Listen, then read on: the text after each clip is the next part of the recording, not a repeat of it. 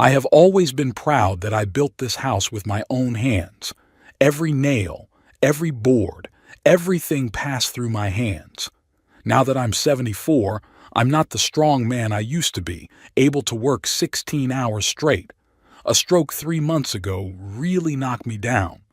My left arm still doesn't work right, and I walk with a shuffle, as if I'm apologizing to the floor for every step I take. My name is Garland Hayward, and I have worked as a civil engineer all my life. When I was young, I built 3 houses, one for my wife Clarissa and me, one to rent out so we would have something to live on in our old age, and one, the smallest, which I always planned to leave to my youngest son. Clarissa died 5 years ago, taking the best part of me with her. Cancer spares even the kindest. After her death, I sold our main house, too many memories, and moved into the one I had built to rent out. Life became quieter, but it didn't stop. Before my stroke, I worked as a consultant for a small construction company, played poker with friends 3 times a week, and spent my weekends in the garden. It was the ordinary life of an ordinary widower in El Paso, Texas. My relationships with my children varied. My eldest daughter, Marielle, and I stopped communicating after Clarissa's death. Something broke between us when she couldn't come to the funeral. Urgent business in Portland, as she explained. Maybe I was too harsh at the time, or maybe she turned her back on her family too easily. My relationship with my younger son, Carson, remained functional. We talked on the phone once a month or so and exchanged gifts at Christmas. I knew he worked as an accountant for a construction company. Ironic, considering how much he always despised my manual labor. His wife, Lauren, always struck me as overly uptight, and their 2 children, my grandchildren, whom I hardly knew, usually looked at me like I was some strange museum exhibit. 6 years ago, when Carson turned 37, I gave him that 3rd house. I remember Clarissa arguing with me. "Garland, he didn't even thank you for last year's birthday check. What makes you think he'll appreciate a house?" But I was sure that such a gift would change our relationship. Every man should have his own house, and Carson and Lauren were still paying off the mortgage on their apartment in the city center. Carson accepted the house without much enthusiasm. "It's a long way from the center," he said, looking around the sturdy 2-story building, "and it needs repairs." Clarissa was silent all the way home, saying only at the doorstep, "He's always been like that, Garland. It won't change." I had a stroke in the garden. I was trimming the rose bushes when suddenly the world tilted and I fell face down on the soft ground. Luckily, a neighbor saw me fall over the fence and called an ambulance. 3 weeks in the hospital, then a rehabilitation center where slowly, day after day, I learned to use my left hand again. When it came time to be discharged, the doctor said I would need supervision at first. "Do you have anyone who can help you?" he asked, looking over his glasses. I had a choice: hire a caregiver or turn to my son. Professional pride prevented me from admitting that my own son would hardly want to help, so I lied. "Of course, my son will help." That evening, I called Carson. After several rings, he answered in an irritated voice, "Yes, Dad, I'm a little busy right now. What's going on?" I explained the situation. There was a long pause, then a heavy sigh. "Dad, we don't live in a rubber house. Although, wait, you live alone in your house now, right? Maybe you should hire a caregiver?" I felt my throat tighten. "The doctor said it would be better for me to be with my family, just for the first while. I can pay for groceries and—" No, he interrupted me. "That's not what I mean. It's just that Lauren is allergic to cats, and you have 2. I can leave them with my neighbor Edna. She loves animals," I said quickly, not wanting to lose my last hope. Another pause. "Okay," he finally said. "But this is temporary, Dad. Very temporary." So I found myself in the house I had built and given to my son. The room on the first floor, the one I had planned as a study, became my bedroom. Carson moved the old bed from the guest room and put a bedside table next to it. "Here, Make yourself comfortable, he said, as if he were doing me a favor in my own former home. The first few days passed in tense silence. Lauren cooked in silence, and the children, Ashley, 12, and Bryce, 10, looked at me with ill-concealed irritation, as if I were an obstacle between them and the television. Carson came home late, said a quick hello, and went to his study on the second floor. On the fourth day, I tried to make breakfast for everyone. With clumsy movements, I cracked the eggs, cut the bacon, and made toast. When the family came down to the table, Lauren looked at my efforts and pursed her lips. "Garland, that's very nice of you, but the kids don't eat fried food. Ashley's on a diet and Bryce is gluten intolerant." Carson quickly grabbed a piece of bacon. "I'll eat it, Dad, but next time maybe just ask what to make." I nodded, feeling like a useless old man. Of course I'm sorry. The days dragged on. I tried to take up as little space as possible, helped with the dishes, tried to fix the leaky faucet in the bathroom. Once I offered to work in the garden. There was a small plot behind the house that was overgrown with weeds. "No, Dad," Carson waved me away. "You're still too weak for that kind of work." "I could just weed." I said no. His voice became sharp. "We're going to make a barbecue area there, so we don't need a garden." In the evenings, I sat in my room watching old movies on the small laptop I had brought with me. Sometimes I called my friend Terrence, but I tried to keep my voice down so as not to disturb the owners of the house. The tension grew gradually. At first it was little things. Lauren putting the cup I had just drunk coffee from away in the cupboard, as if afraid I would spill it. Carson sighing irritably when I took too long in the bathroom, the children stopping talking when I entered the room. In the second week, the first serious conflict arose. I was watching the news in the living room when Ashley and Bryce came in. "Grandpa, we want to watch our show," Ashley said emphatically. "Of course," I said, reaching for the remote. "What do you want to watch?" "Just give us the remote." Bryce snatched it out of my hands. "Bryce," I said gently, "that's not how you do it. You have to ask nicely." The boy rolled his eyes. "Mom, Grandpa's lecturing us again." Lauren appeared in the doorway, drying her hands on a towel. "What's going on?" "Grandpa won't let us watch TV," Ashley lied. I started, but Lauren cut me off. "Garland, the kids have a right to watch TV in their own home. If you want to watch the news, you can watch it on your laptop." I got up silently and went to my room, feeling like an unwelcome guest. The climax came 18 days after I moved in. Carson came home earlier than usual that evening, unusually agitated. He walked straight into my room without even knocking. "Dad, we need to talk," he said, sitting down on the edge of my bed without asking permission. "Of course, son. What's the matter?" I put down the book I was reading. Carson ran his hand through his hair and a crease appeared on his forehead that I remembered from his childhood. It always meant he was about to say something unpleasant. "Dad, you've been living with us for almost 3 weeks now." "Yes, and I'm very grateful for—" "Let me finish," he interrupted. "Lorraine and I have been talking. You're feeling much better and we're spending extra money on you. Electricity, water, food. Not to mention that Ashley had to give up her TV." I looked at him in confusion. "Son, but I offered to pay for groceries and I never asked for any TVs." "It's not about the money, Dad. It's about fairness. We decided that if you're staying, you should pay rent." I felt the blood drain from my face. "Rent? For a room in the house I gave you?" Carson shrugged. "Exactly. You gave it to me. Now it's my house. And if you want to live in it, then please pay like everyone else." I stared at him, unable to believe my ears. My son, the boy I had taught to hammer nails and ride a bike, was now demanding money from me for a roof over his head. "How much?" I asked quietly.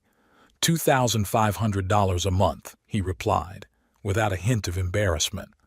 "That's less than you'd pay for a nursing home, and more than just a room, because Lauren cooks for you." I slowly stood up. My left hand was shaking, but not from weakness, from anger. "Are you serious, Carson?" "Absolutely," he said, standing up as well. "And starting today. We expect the first payment in a week." I walked silently past him toward the door. "Dad, where are you going? We're not done talking." His voice became sharp. I turned around in the doorway. "I need some air." "Don't act like you're offended," he shouted after me as I walked through the living room toward the exit. "I'm not going to support an old man for free, even if you are my father." Lauren stood by the stairs with a look of poorly concealed satisfaction on her face. The children peered around the corner with undisguised curiosity. I stepped out onto the porch, closed the door behind me, and took a deep breath of the El Paso evening air. Behind me, I heard Carson's voice as he threw open the door. "You're going to pay me $2,500 a month, or find yourself another job." I didn't turn around. I slowly descended the steps and walked down the sidewalk, not knowing where I was going. Clarissa's words echoed in my head. "He's always been like that, Garland. It won't change." But now something had to change. I didn't know what yet, but I felt it was time to end this chapter of my life. I wandered the streets of El Paso until my legs ached with fatigue. The evening desert air, usually soothing, felt heavy tonight. Each breath was difficult, as if I were breathing not air, but a heavy, viscous substance of disappointment. Carson's words rang in my ears. $2,500 a month, for the right to live in a house I had built with my own hands. I don't remember how I got to the bus stop. An elderly woman with heavy bags looked at me with concern. "Are you all right, sir?" she asked with a slight Mexican accent. I shook my head, unable to speak. She moved over anyway, making room for me on the bench. "My name is Estella," she said simply. "Sometimes it's easier to talk to a stranger than to your own family." That phrase opened something inside me, and the words poured out. I told her about my son, about my house, about the demand for rent. She listened without interrupting, only shaking her head occasionally. "When my children were little," she said when I finished, "I worked 2 jobs so they could go to school. Now they have their own homes, their own families. They call on my birthday and at Christmas. Sometimes I think, maybe I gave too much. Maybe I should have taught them to give too." The bus arrived. She got up with difficulty, gathering her bags. "Don't let them take your dignity, senor. It's the only thing we have left when we get old." I watched her struggle to get on the bus and suddenly felt that my problems weren't the end of the world.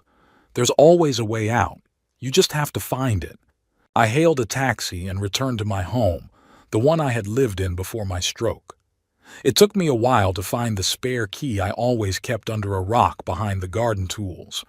My hands were shaking as I opened the door. The house greeted me with musty air and silence. 3 months of absence had turned it into a strange place. I turned on the lights and slowly walked into the living room. Clarissa's photos on the walls, our books on the shelves, her favorite armchair by the window. Everything was as it had been, but it seemed like a stage set hiding emptiness. I sank into the chair and allowed myself a few minutes of complete, deafening silence. Then I got up and headed for my study. It was time to act. My study had always been the most organized place in the house. Clarissa used to laugh and say it was compensation for my usual creative mess on construction sites. Every document was filed in folders, each folder labeled in her neat handwriting. I took out a box labeled Real Estate and began methodically going through the documents.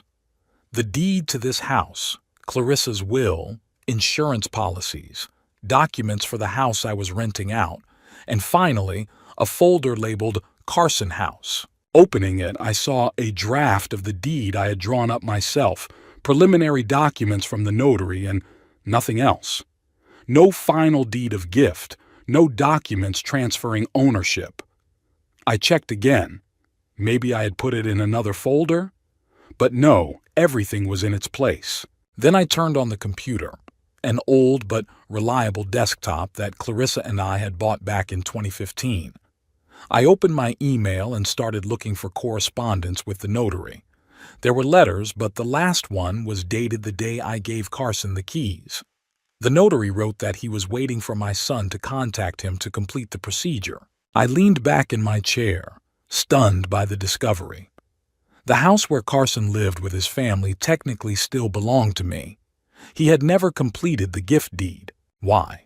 The answer came almost immediately when I remembered the notary's words. Mr. Hayward Jr. will be liable for gift tax, given the value of the property. Carson, who had always avoided unnecessary expenses, had probably decided to put it off and then simply forgotten or deliberately ignored it. I reached for the phone and dialed the number of my old friend Terrence Wickham. We had met in the 70s while working together on the construction of the Rio Grande Bridge. Since then, he had become a real estate lawyer, and our friendship had only grown stronger over the years. "Garland, my friend." His loud voice always sounded like he was speaking through a megaphone. "I heard about your stroke. I was going to visit, but I was told you were at your son's place." "Terrence," I said, barely containing my excitement, "I need your help, professional help." I briefly explained the situation. As I spoke, his exclamations became more and more colorful. Terrence was never one to mince words. "That ungrateful," he cursed so loudly that I could almost see the walls of my office redden. "I'm sorry, Garland, but your son has always been a spoiled egoist. Remember how he refused to help you fix the roof because he might ruin his manicure?" I sighed. "It's not about who he is, Terrence. Just tell me, am I right? Is the house still mine?" "If the paperwork wasn't done properly, then yes, the house is legally yours. But let's check to be sure. Can I stop by tomorrow morning?" The next morning, Terrence showed up at my door at 9 sharp with coffee and donuts. Despite his 76 years, he looked alert and trim. Years in the courtroom had taught him to stand up straight. We spent several hours reviewing documents and making phone calls. Terrence contacted the county archives, checked property records and tax returns. The more we learned, the clearer the picture became. "Garland," Terrence finally said, taking off his reading glasses, "the house is still officially yours. Carson pays the utilities and property taxes, but you're still the owner on all the documents." I stared silently at the papers spread out before us. Thoughts swirled in my head like disturbed bees. Part of me felt relieved. I had leverage. Another part felt deep sadness. My own son had taken advantage of my generosity all these years without even bothering to complete the gift legally. "What now?" I asked, not so much of Terrence as of myself. Terrence leaned back in his chair and looked at me intently. "That's up to you, old man. Legally, you have several options. You can formally complete the gift, despite his behavior. You can demand that he pay you the market value of the house, or I can evict him," I finished for him. "Yes," Terrence nodded. "As the owner, you have the right to file an eviction notice. Given the circumstances, the court would most likely be on your side." I stood up and walked over to the window. Through the glass, I could see my neglected garden. The roses Clarissa loved so much were almost dead from lack of water, just like my relationship with my son. "You know," I said slowly, still looking at the garden, "when Carson was 7, he fell off his bike and hurt his knee badly. I carried him home, and all he kept saying was, 'Dad, don't leave me, please.' And now he's demanding rent from me." Terrence was silent, giving me time to collect my thoughts. "I'm going to evict him," I finally said, turning to my friend. "Not out of revenge, but because it's time he learned that his actions have consequences." Terrence nodded. "I thought so. When do you want to start the process?" "Right now, but I need to get my things out of my house." "I'll go with you," Terrence said, standing up decisively, "in case he decides to make a scene." We arrived at Carson's house about an hour later. I was silent the whole way, lost in my thoughts. What would I say to my son? How would I explain my actions? Was there even any point in explaining? Fortunately, no one was home. I used my key, the one I had once ceremoniously given to Carson and then taken back just in case, and quickly gathered my things: clothes, medicine, the book I was reading, and the photo of Clarissa that I always carried with me. As we were leaving, I noticed an envelope on the kitchen table with "Dad" written on it. Inside was a note from Carson. "I understand you're upset, but my offer still stands. $2,500 a month is a fair price for room, board, and help. Think about it. Carson." I showed the note to Terrence. He shook his head. "He really doesn't get it, does he?" "No," I replied, carefully folding the note back into the envelope. And he never did. On the way back, Terrence suggested we stop by his house to discuss our next steps. His wife, Myrna, a plump woman with the kindest eyes I'd ever seen, greeted us with homemade lemonade and sympathetic looks. They lived in a small but cozy house in an old part of El Paso. "So," Terrence said when we settled down in his backyard under an old oak tree, "we need a plan. Eviction is a formal process, but it can be unpleasant. Especially when you're evicting your own son," Myrna added, setting a plate of sandwiches in front of us. I nodded, feeling my heart tighten. "I'm still not sure I'm doing the right thing." "Garland," Terrence put his hand on my shoulder, "I've known you for almost 50 years. You've always been a fair man. Too soft at times, especially with Carson, but fair. He crossed the line, demanding money from his own father to live in a house that still technically belongs to his father. That's beyond the pale." I sighed. "You're right. But how do I do this, right?" We spent the next 2 hours working out a plan. Terrence, with his legal experience, explained every step of the eviction process. First, a formal notice specifying the date by which the premises must be vacated. Then, if Carson refused, filing an eviction lawsuit, a possible court hearing, where I would have to explain the situation to the judge. "The most important thing," Terrence emphasized, "is to stay calm. Don't let him provoke you into an emotional reaction. Remember, the law is on your side." Myrna, who had been listening silently to our conversation, suddenly said, "What happens after that? After the eviction?" The question caught me off guard. I was so focused on the eviction itself that I hadn't thought about what would happen next. I don't know," I admitted honestly. "Maybe I'll sell the house." "What about Carson?" she asked gently. "Are you prepared for this to destroy your relationship completely?" I looked at my hands, the hands that had built a home for my son, who was now demanding money from me to live in it. "Myrna, I think our relationship was destroyed the moment he decided he could take advantage of my weakness after my stroke. Maybe it was destroyed long before that, but I didn't want to see it." Terrence rubbed his chin thoughtfully. "You know, Garland, maybe you should get in touch with Marielle. I know you haven't spoken in years, but—" "No," I replied sharply. "After she didn't come to Clarissa's funeral, I just know." Myrna and Terrence exchanged glances but didn't press the issue. Instead, we returned to discussing the eviction plan. By evening, we had a clear plan of action. Terrence would prepare all the necessary documents. In 2 days, we would go together to Carson's house to deliver the eviction notice. If he refused to vacate the premises voluntarily within the specified period, 30 days, we would file a formal lawsuit. "You can stay with us until things settle down," Myrna offered as I was leaving. I thanked her but declined. My house, even if it was empty, was still my home.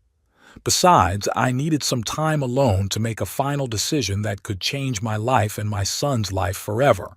When I got home, I sat in Clarissa's chair for a long time, staring at her photo. "What would you do, dear?" I asked silently. Of course, there was no answer, but for some reason I was sure she would approve of my decision. Clarissa always said, "Being a parent doesn't mean letting your children walk all over you." I spent the next day tidying up the house and thinking about the future. In the evening, Terrence called. "Everything's ready," he said. "The documents are prepared. I've talked to Sheriff Morales. Remember him? We bowled together in the 90s. He'll accompany us to avoid any problems. The sheriff? Do you think that's necessary? I felt a twinge of anxiety. Just a precaution, Garland. Carson might react, unpredictably. I knew Terrence was right.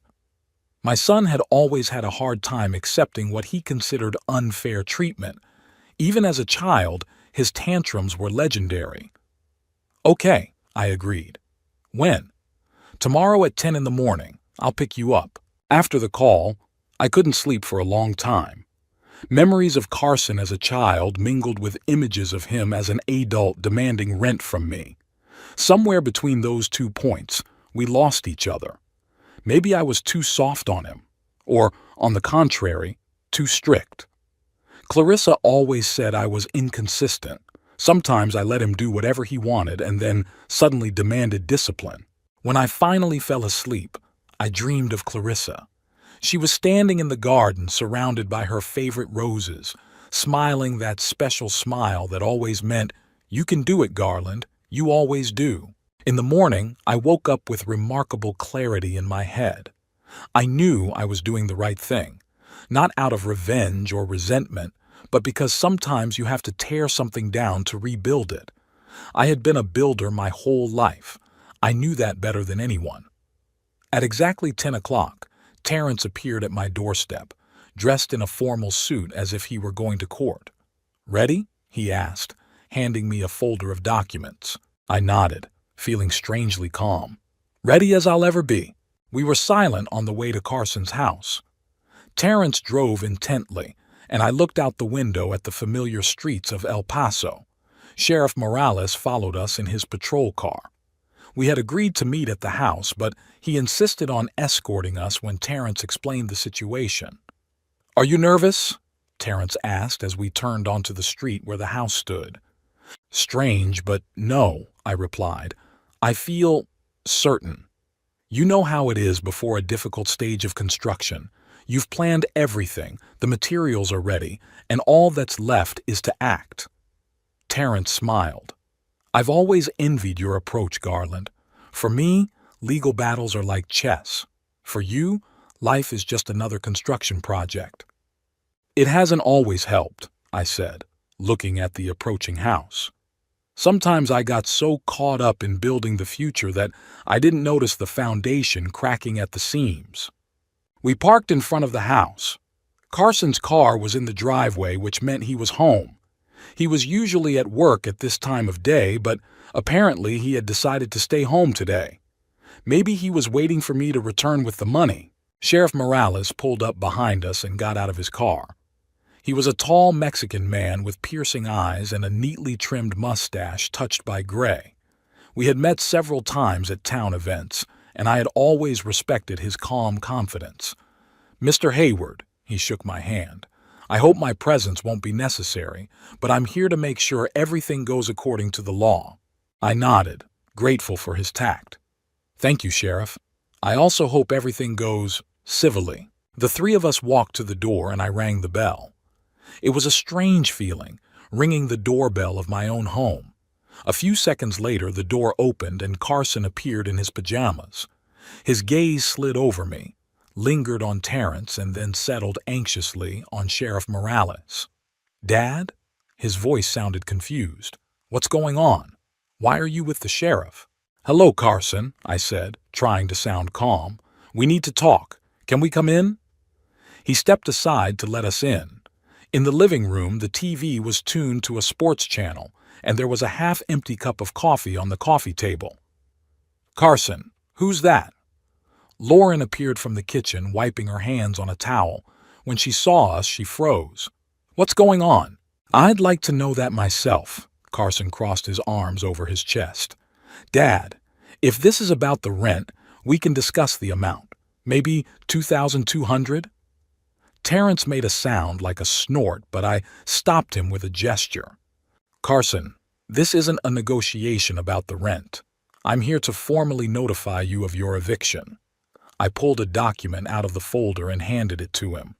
"You have 30 days to vacate the premises." Carson's face went through a whole range of emotions, from bewilderment to shock to anger. "Are you out of your mind?" He didn't even take the document. You can't evict me. This is my home. You gave it to me yourself. Terrence stepped forward.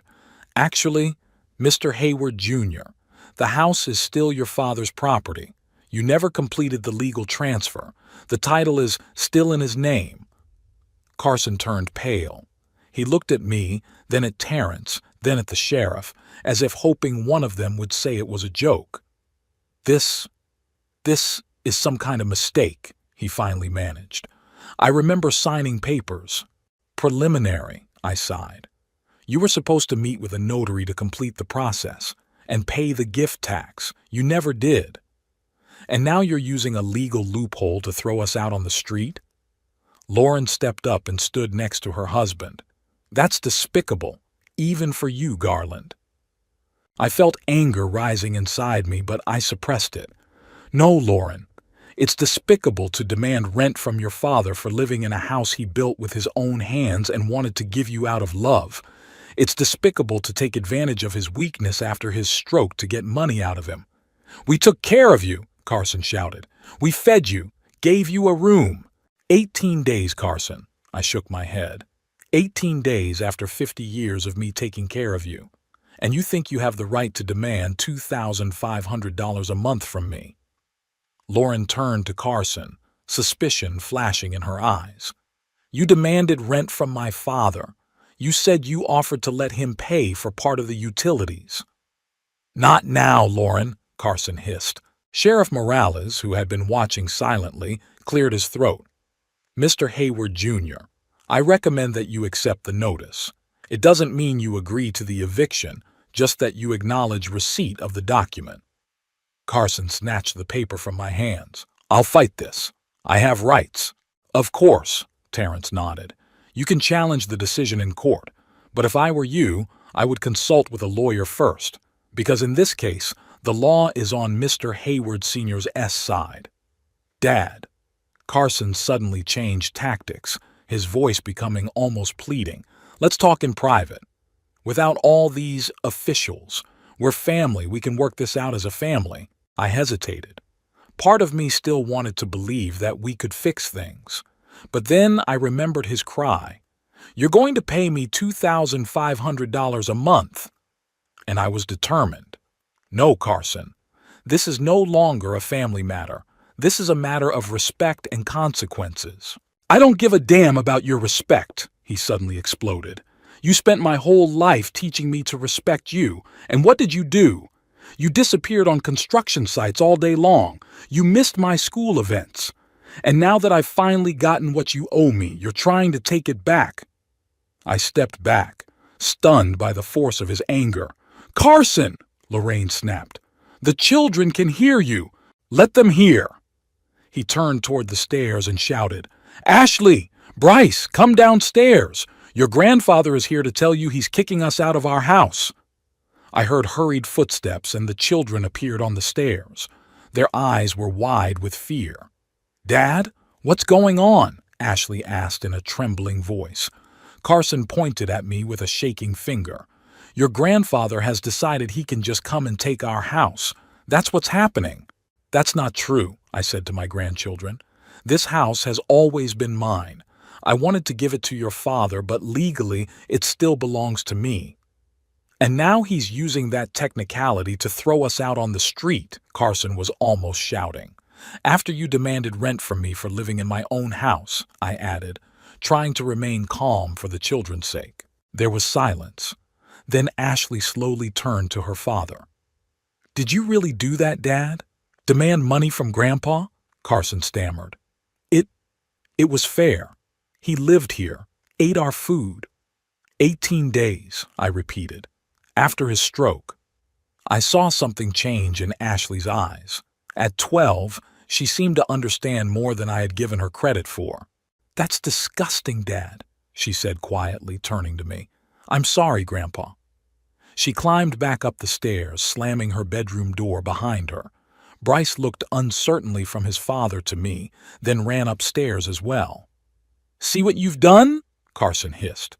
You've turned my children against me. I shook my head. No, Carson, this is entirely your doing. Lauren, who had looked indignant until now now seemed more confused. 30 days.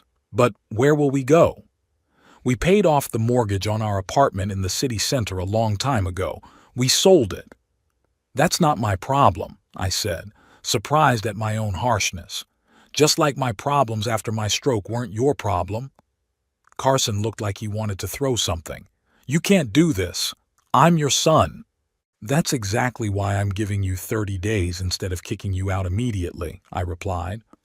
Although, given the circumstances, I have every right to do that. Mr. Hayward, Jr., Sheriff Morales interjected, I advise you to accept the situation and start looking for new housing. If you don't vacate the premises in 30 days, a forced eviction procedure will be initiated, and this could negatively affect your credit history. Carson crumpled the notice in his hand. I'll call my lawyer. We'll see who evicts whom. You're free to try, Terrence replied calmly. But I've checked all the documents. The house belongs to your father, and given the circumstances, the court will be on his side. Lauren suddenly burst into tears. 30 days? Where are we going to find a good house in 30 days? The kids' school is nearby, my job. I felt a pang of conscience, but quickly suppressed it. They hadn't thought about my convenience when they demanded the rent. Listen, I said, making one last attempt at mercy. If you vacate the house without a fight, I can help with the first month's rent on a new place. We won't take your money, Carson shouted. You owe us, not the other way around. I sighed. In that case, that's all we have. 30 days, Carson, not a day more. We turned to leave, but at that moment Carson grabbed my arm. Wait, there's something you should know now that we're severing all ties. Something in his voice made me stop. Remember how you stopped talking to Marielle after your mother died? His eyes flashed with anger. She tried to get in touch with you, many times. Letters, phone calls. I looked at him in confusion. What are you talking about? I didn't receive any letters from her. Of course you didn't, he smirked. I intercepted them. And the calls, too. I told her you didn't want to talk to her. I felt the blood drain from my face. You're lying. Why would I lie now? He shrugged. It was in my best interest that you didn't talk to her. That way I'd get all the inheritance. The sheriff and Terrence exchanged glances but said nothing. Lauren looked shocked. Carson, you couldn't have... Shut up, Lauren, he snapped, turning back to me. Do you know what was in those letters? She apologized. She explained that she couldn't come to the funeral because she had a miscarriage that day. She lost her baby, Dad, and you turned your back on her without even listening. I staggered, feeling the room spin. Terrence caught me by the arm. Garland, he's trying to manipulate you, he whispered. But I couldn't take my eyes off Carson's face. You kept those letters? Why? He laughed, but it was a cold laugh. I burned them. Every single one. I couldn't find the words. How could you, Carson? She's your sister. And you're my father, he retorted. And look what you're doing now. I took a deep breath, trying to control my emotions. There's a difference, Carson. I'm doing this because you showed me you don't respect me. You did it out of greed and envy. Lauren suddenly stepped forward. Garland, please. The children. We can't just move out like this. Carson was wrong to demand money from you, but don't punish us all for it. I looked at her face contorted with anxiety, and felt exhausted. 30 days, Lauren. That's more than you would have given me if I hadn't paid the rent. We left the house to the sound of Carson shouting about lawsuits and revenge. Sheriff Morales, satisfied that there was no physical threat, took his leave, promising to keep an eye on the situation. In the car, Terrence was silent for a long time, then asked, Do you think he was telling the truth? About Marielle? I stared out the window at the houses rushing by. I don't know. Maybe. Marielle was always proud, like me. If she called and Carson told her I didn't want to talk to her, she might have believed him. You could try to get in touch with her, Terrence suggested cautiously. I have friends in Portland who could find her contact information. I nodded, still staring out the window. Maybe. First, I need to finish moving out. You're sure you don't want to reconsider? Terrence asked. After what he said about Mariel? I turned to him. No. In fact, it only strengthened my resolve. If he really had been intercepting my sister's letters, that meant he had been manipulating me for years. It had to end. We drove to my house in silence. Terrence dropped me off and said before he left, "He's going to fight, Garland. Get ready for trouble." I nodded. I know, but I'm ready. The next few days were tense. Carson, as promised, hired a lawyer who began bombarding us with letters demanding money and threatening lawsuits. Terrence responded to everything with legal precision, and gradually the tone of the letters changed from aggressive to pleading. 2 weeks later, the phone rang. I picked up, expecting to hear more threats from Carson, but it was Lauren. "Garland," she said, sounding tired, "we found an apartment. We're moving out in 3 days." I was surprised. So soon? There's still almost 2 weeks left. "Carson doesn't know I'm calling," she continued. "He still thinks he can win in court, but his lawyer told him he doesn't stand a chance." "I see," I said, not knowing what else to say. "Garland," her voice faltered, "I want to apologize. I didn't know Carson was demanding so much money from you. He told me you had agreed on a small amount for utilities." I sighed. "Lauren, neither of you wanted me to live with you. That was obvious." "Yes," she didn't deny it. "But not like that. Not by demanding money from a sick man. I'm ashamed, Garland." I felt my throat tighten. "What about the kids?" "Ashley isn't talking to her father," Lauren replied. "Bryce is confused. They don't understand why adults can't settle things peacefully." "I don't understand either," I admitted honestly. After a short pause, Lauren said, "We'll have the house cleared out by Saturday. I'll leave the keys with the neighbors." "Thanks for calling," I said, pausing before adding, "Good luck, Lauren." "You too, Garland." She paused. "You know, I think you should call Mariel. Carson really was intercepting her letters. I saw one of them, but he told me you had read it and refused to reply." After that call, I sat in my chair for a long time, thinking. Maybe Carson had lied about everything, or just some things. How many more secrets had he kept all these years? On Saturday, I arrived at the house with Terrence. As Lauren had promised, the keys were with the neighbors, an elderly couple who had lived next door since I built the house. "They left early this morning," Mrs. Gonzalez said, handing me the keys. Mr. Hayward was very angry, shouting at the top of his voice, but Mrs. Hayward and the children were silent. I thanked her, and Terrence and I went inside. The house was empty, no furniture, no personal belongings, just trash scattered across the floor and a hole in the living room wall, as if someone had punched it.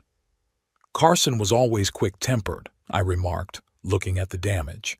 "Even as a child." Terrence shook his head. "It's so strange to see the house empty. I remember when Myrna and I came here for barbecues when you first built it." I nodded, feeling a strange emptiness inside. The victory didn't bring the satisfaction I had hoped for, only fatigue and a slight sadness. We went through the whole house, checking to see if anything important had been left behind. In Ashley's room, I found a note taped to the wall. "Grandpa, I'm not mad at you. Dad was wrong. Call Aunt Mariel. Ashley." I folded the note and put it in my pocket. Another voice telling me to do what I had already been thinking. There was a surprise waiting for us in the kitchen, a stack of letters tied with ribbon on the table. On top was a note. "Garland, I found these in Carson's study. He didn't burn them like he said he would. Lorraine." I untied the ribbon. Letters from Mariel. Dozens of letters from the last 5 years. All unopened. "My God," Terrence whispered, looking at the dates on the envelopes. He really was intercepting them. I picked up the top letter, dated last month, and carefully opened it. Marielle's handwriting, so similar to Clarissa's, neat and clear. "Dear Dad," she wrote, This is my 27th letter in 5 years.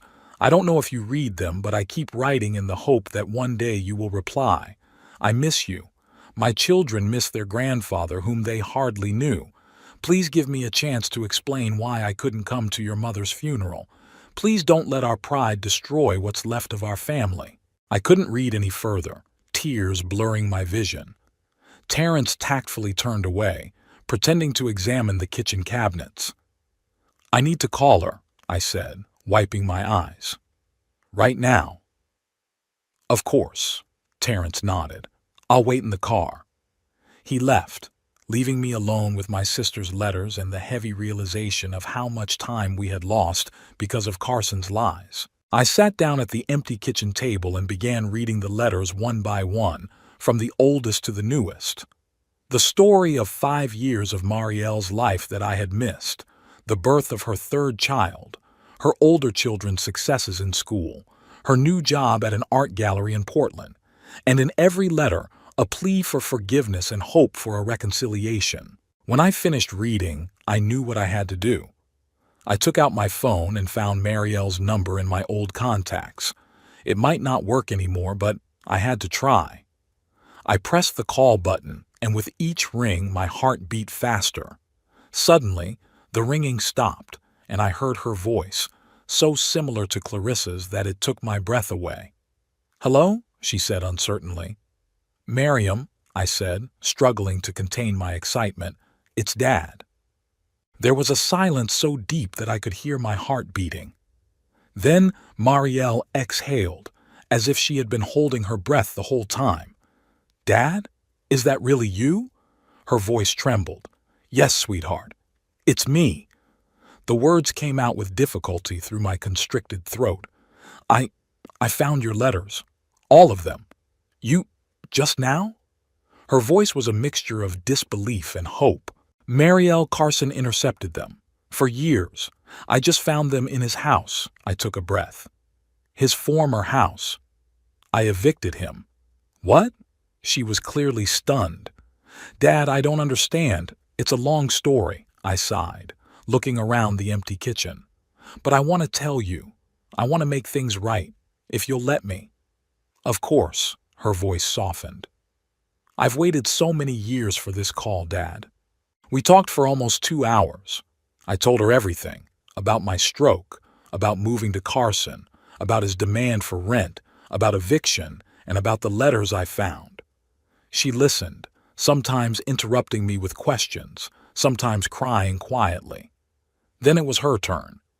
She told me about the miscarriage she had on Clarissa's funeral day, about how she had called me, but Carson said I refused to come to the phone. "I even flew to El Paso 2 years ago," she said. "I stood in front of your house, but I didn't dare call. Carson said you threatened to call the police if I showed up. I clenched the phone so hard my knuckles turned white. Mariam, I swear, I never—" "I know, Dad," she interrupted. "I know now, and to be honest, I always had my doubts. You can be stubborn, but you've never been cruel." We agreed that she would fly to El Paso in a week. She had a few things to finish up in Portland, and I needed to sort out Carson's house. When I left the house, Terrence was still waiting for me in the car, leafing through some documents. "How did it go?" he asked when I got in. "She's flying in next week," I replied, still not believing that we had finally talked. "Terrence, we lost 5 years. 5 years because of Carson's lies." Terrence put his hand on my shoulder. "But now you have a future. That's what matters." On the way home, we discussed what to do with Carson's house. I decided to sell it. Too many negative memories were associated with it now. "It'll need some repairs," I said, remembering the hole in the wall and the scattered trash. "And we'll need to find a good real estate agent." Terrence nodded. "My niece Daisy works at a real estate agency. She's energetic and honest. I can introduce you."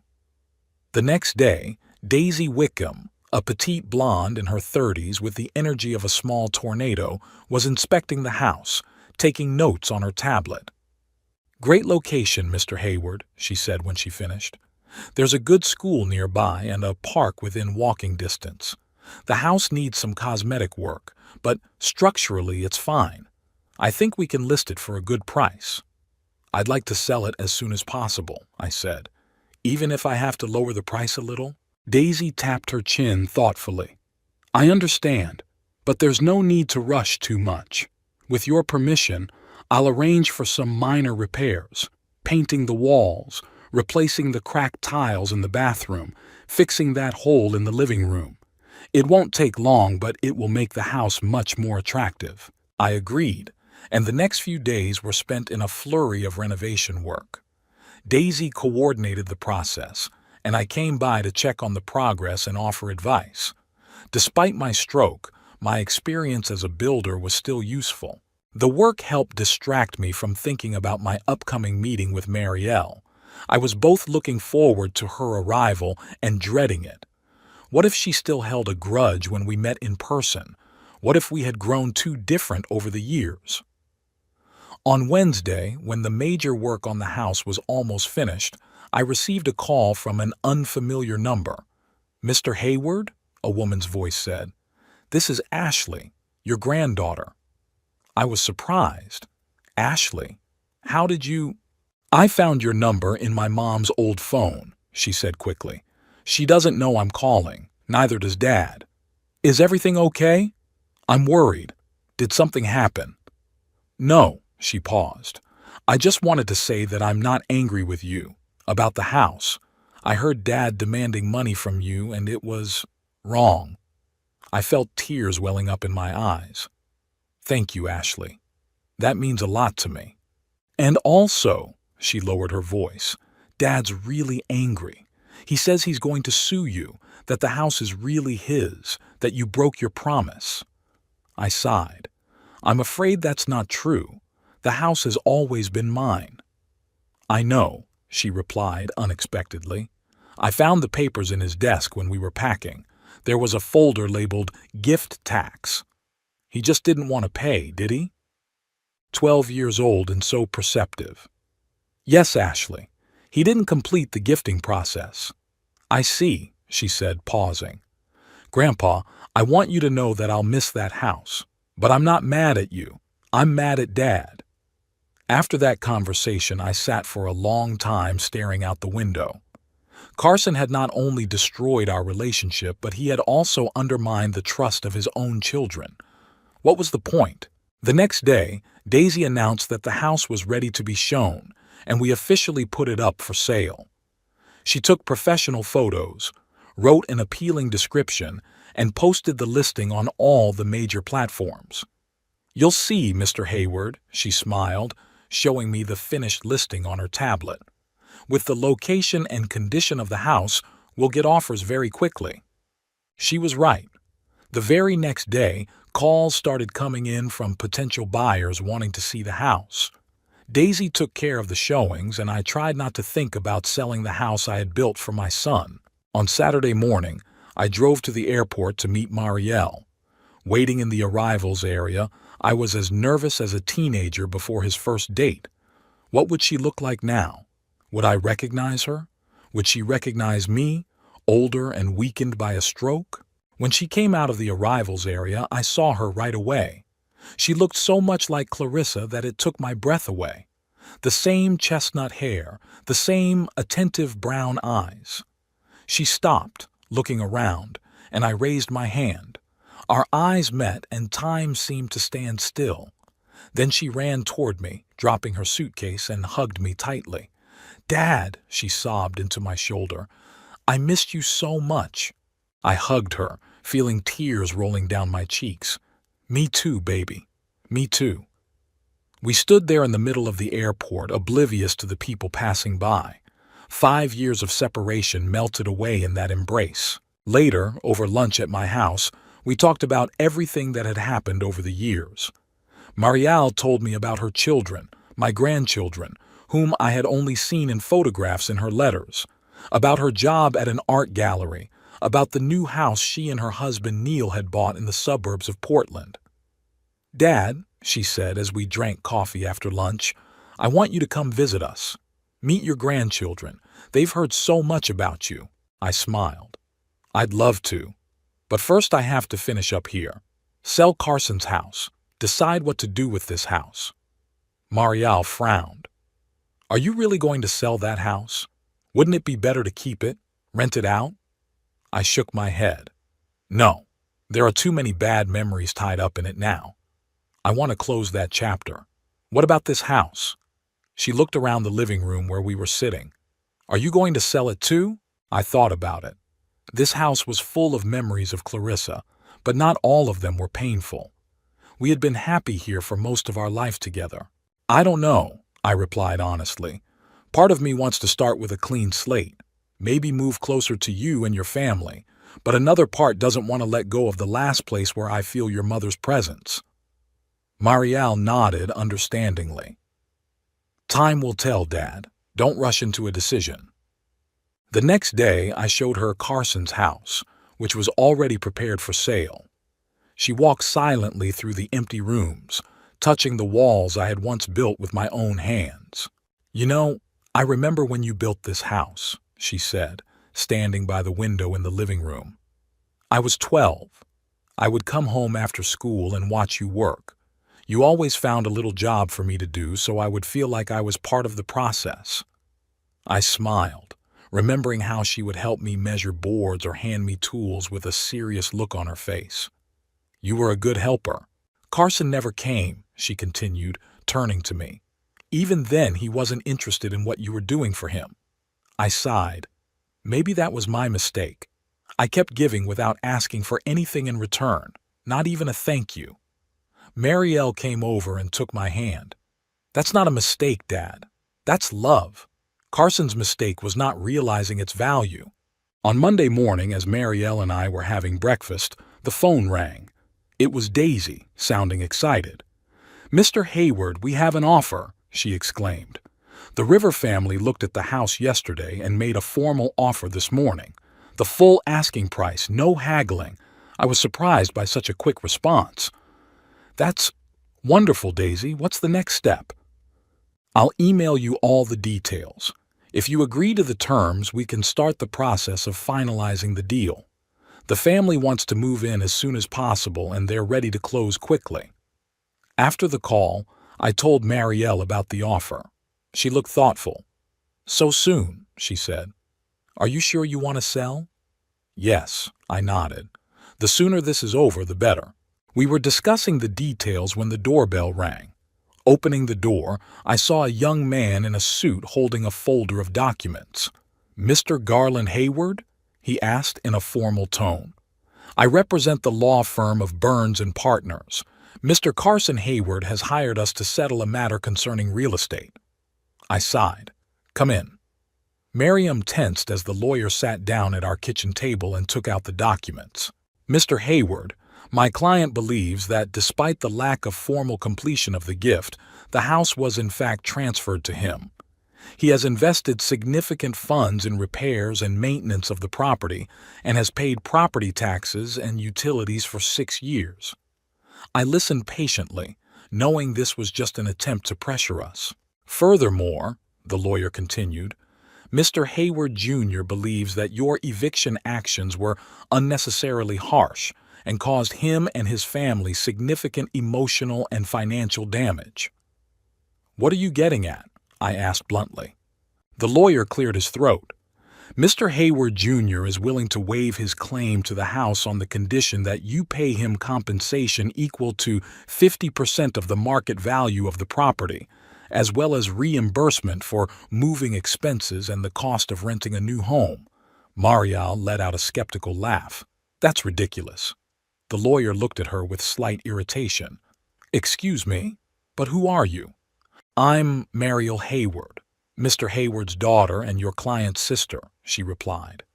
And as far as I know, my brother intercepted my letters to my father for years, demanded rent from him for living in his own home after his stroke, and manipulated him for the sake of his inheritance.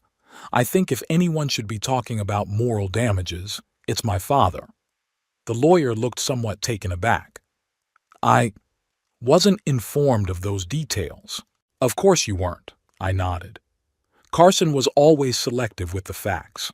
Look, young man, I understand you're just doing your job, but the house legally belongs to me.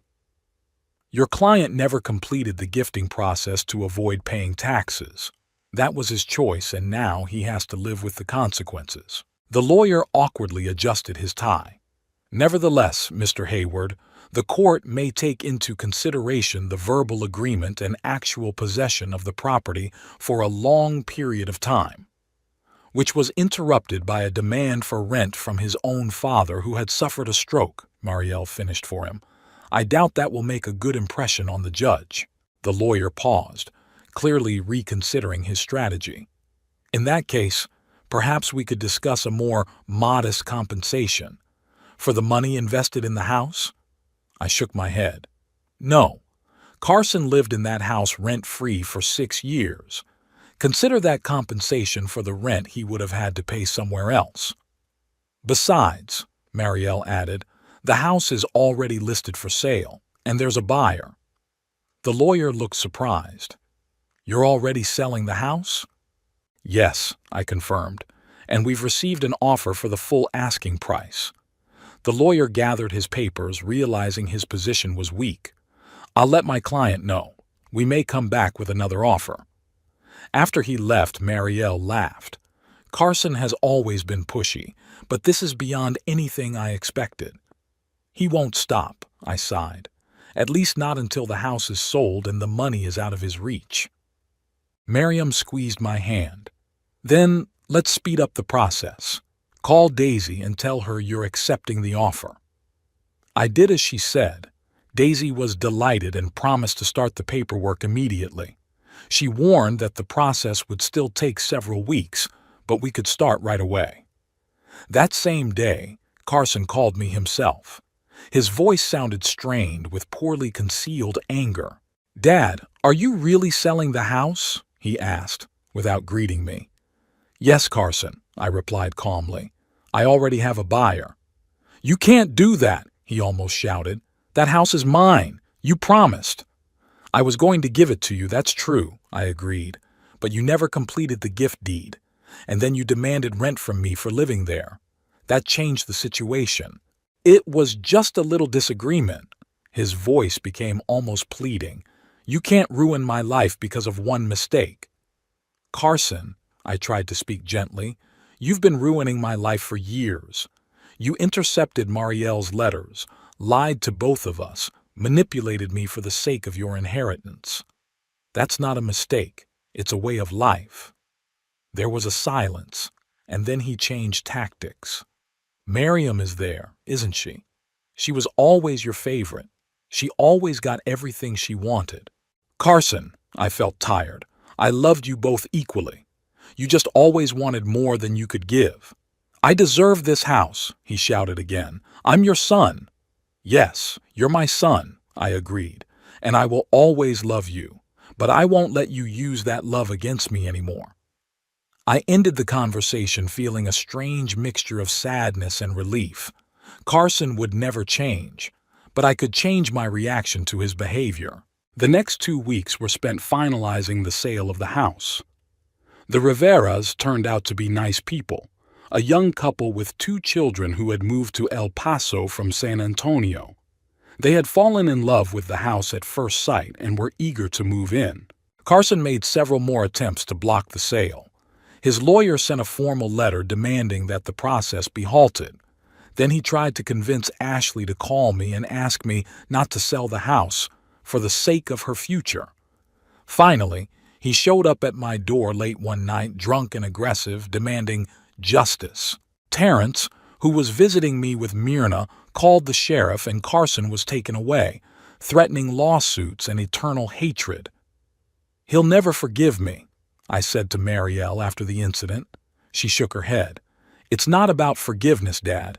Carson never thought he did anything that required forgiveness. In his world, he's always the victim, and everyone else owes him something."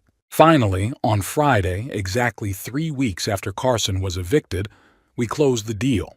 I signed the last documents at the notary's office, shook hands with the Rivera family, and handed them the keys to the house. "I hope you'll be happy here," I said sincerely to Maria Rivera, a young woman with kind eyes. "This house deserves a happy family." The money from the sale was transferred to my account, a substantial amount that would provide me with a comfortable life for many years to come. I decided to set aside some of the money for my grandchildren, both Marielle's children and Carson's, regardless of their father's behavior.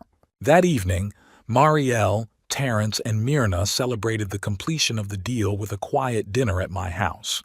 Marielle prepared Clarissa's favorite dish, a family recipe for roast, and for a moment I felt as if time had turned back and we were once again the happy family we had once been. "To new beginnings," Terrence said, raising his glass, "and to old friendships." We drank, and I looked at my daughter, my friends, my house, which suddenly felt cozy and full of life again. "You know," I said, "I don't think I'm going to sell this house after all. At least not for now. Maybe I'll come here in the winter when it's too cold and damp in Portland." Marielle smiled. "So you've decided to move in with me after all?" I nodded. "I want to get to know my grandchildren, make up for lost time." "But you'll come back," she said, not as a question but as a statement. "Yes," I said, looking around the room filled with memories of Clarissa. "Part of me will always be here." After dinner, when Terrence and Myrna had left and Marielle insisted that I rest while she did the dishes, I sat down in Clarissa's chair by the window. The sun was setting, painting the El Paso sky shades of pink and gold. I thought about the past weeks, the decisions I had made, the road that had led me here. Carson was still my son, and part of me would always love him. But I finally understood that love did not have to mean blind obedience or allowing oneself to be used. Selling the house wasn't revenge. It was an act of self-respect. Not the end, but a new beginning. At 74, I suddenly discovered that I still had a future. With my daughter, my grandchildren, my friends. A life worth living to the fullest. Marielle came over and sat down next to me, handing me a cup of tea. "What are you thinking about, Dad?" she asked softly. I smiled at her. "About tomorrow, and about how it's never too late to start over."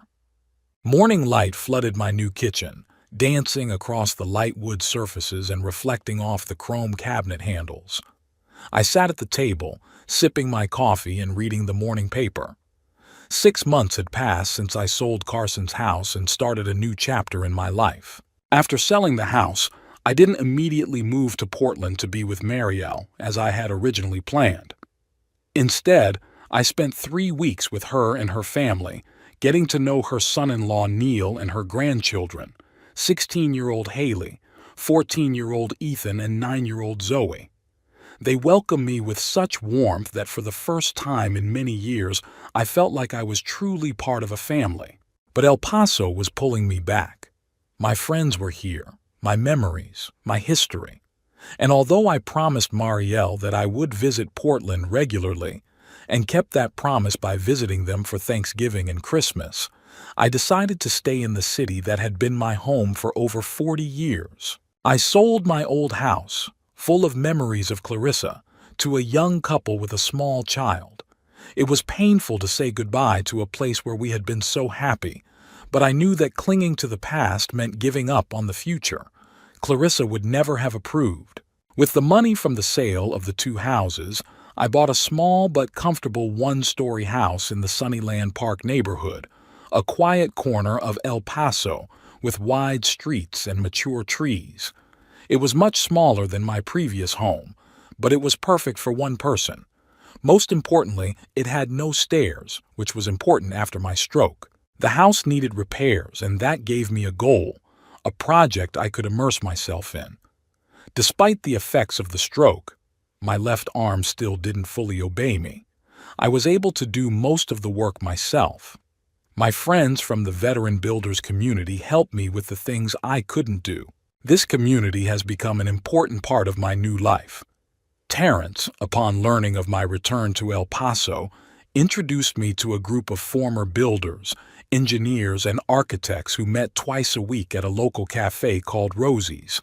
Most of them were in their 60s, and they all shared my love of creation and working with my hands. Through them, I learned about the Builders of Hope program, which helped low-income families repair their homes.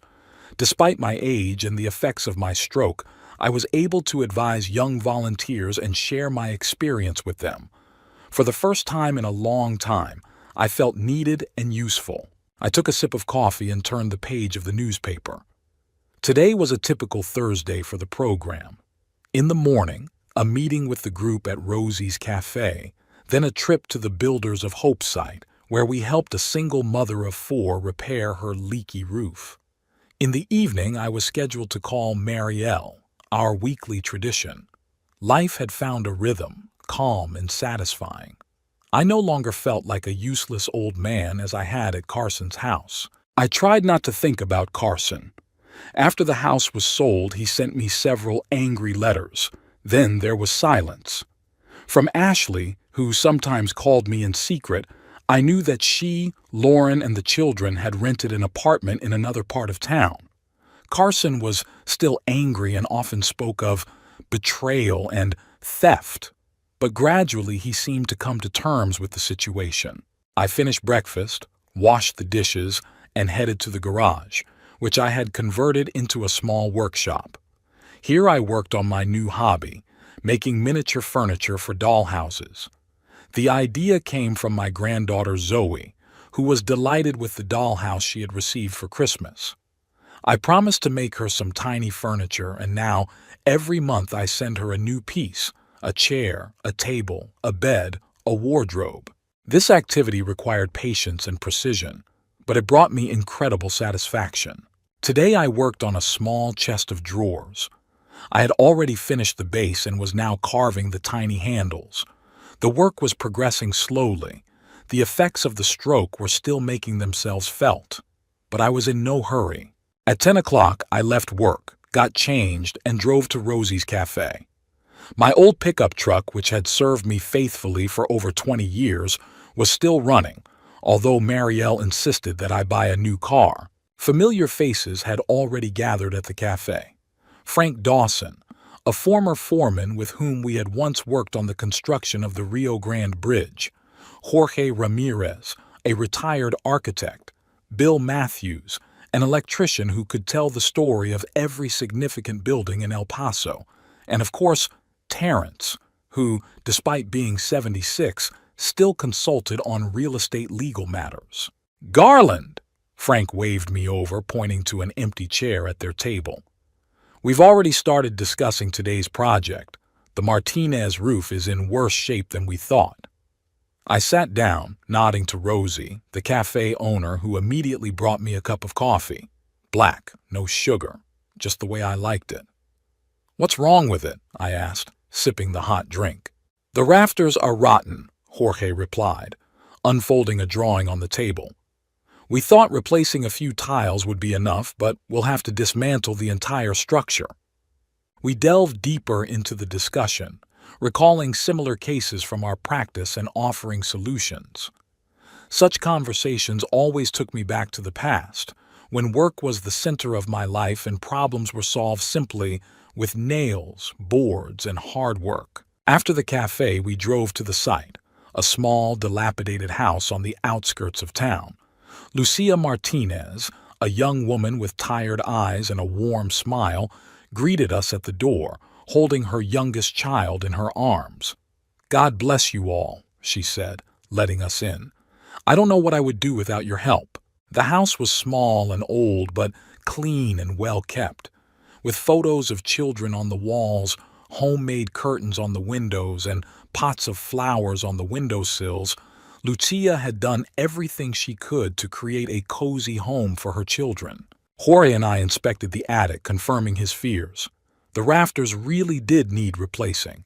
That meant more work, more materials, more money.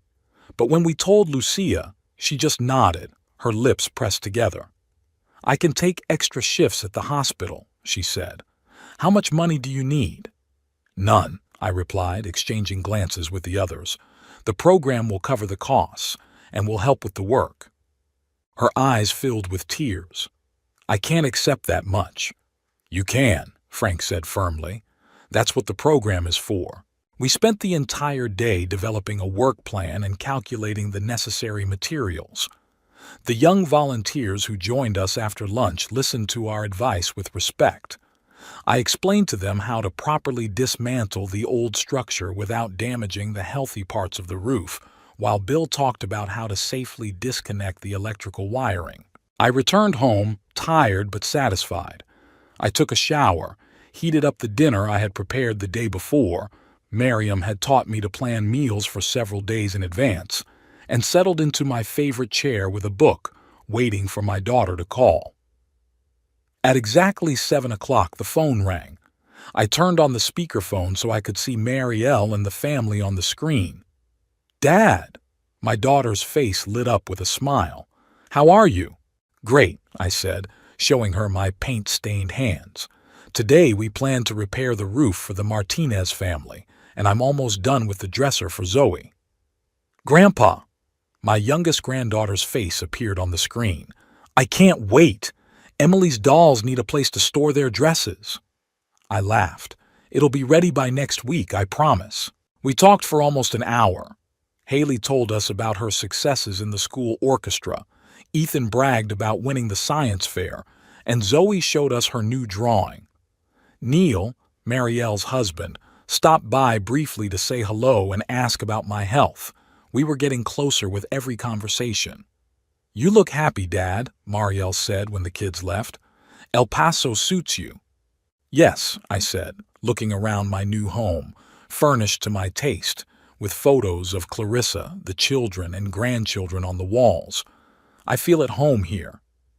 "Are you still planning to come for spring break?" she asked. "The kids are already making a list of places they want to take you." "Of course," I smiled. "I already bought my ticket." After our conversation, I sat for a while, watching the sky darken outside the window.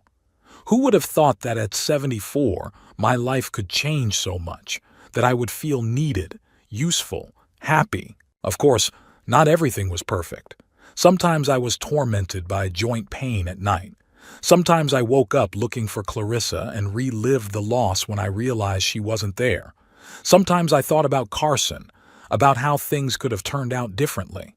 But overall, I was grateful for what I had, for my new connection with Marielle and her family, for the friends who supported me, for the opportunity to help others and feel useful.